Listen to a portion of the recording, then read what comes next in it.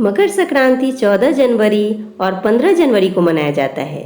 इस दिन पवित्र नदियों में स्नान करना, दान और पूजा करने का विशेष महत्व होता है।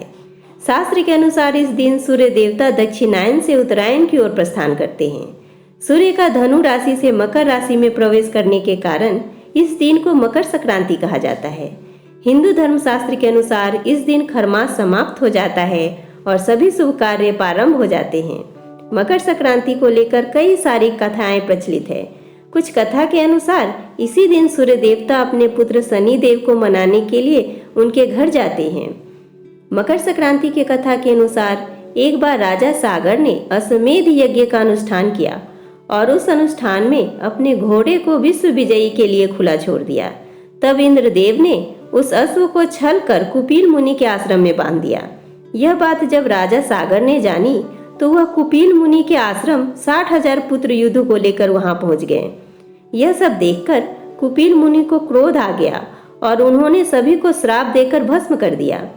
तब राजा सागर के पोते राजकुमार अंशुमान ने कुपिल मुनि के आश्रम में जाकर उनसे विनती मांगी और अपने परिजनों के उद्धार के लिए समाधान पूछा। तब कुपिल मुनि ने कहा, यदि तुम अपने परिजनों को उद्धार करना चाहते हो तो तुम्हें गंगा माता को धरती पर लाना होगा। यह सुनकर राजकुमार अंशुमान ने माँ गंगा को धरती पर लाने की प्रतिज्ञा ली और उन्होंने कठिन तपस्या करनी शुरू कर दी। राजकुमार अंशुमान की कठिन तपस्या के बाद भी माँ गंगा धरती पर नहीं आई। कठिन तपस्या की वजह से राजकुमार अंशुमान की जान तक चली गई। तब राजा दिलीप के पुत्र और अंशुमान के पौत्र भागीरथ ने घोर तपस्या की। उनकी तपस्या को देखकर गंगा माता बेहद प्रसन्न हो गई।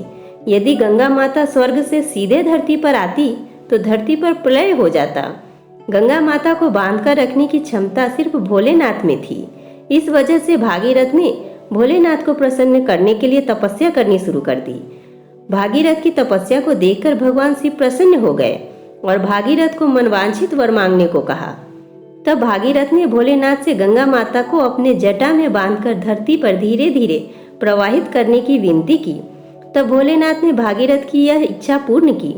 भागीरथ ने माँ गंगा को कुपिल मुनि के आश्रम आने का अनुरोध किया। कुपिल मुनि के आश्रम में भागीरथ के पूर्वजों की राख रखी थी। पौराणिक कथा के अनुसार गंगा माता के पावन जल से भागीरथ के पूर्वजों का उद्धार हो गया।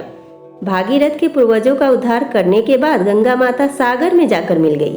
शास्त्र के अनुसार मकर संक्रांति के दिन ही गंगा माता कुपिल मुनि के आश्रम पहुंची थी। इसलिए हिंदू शास्त्र में इस दिन गंगा स्नान करने का विशेष महत्व है।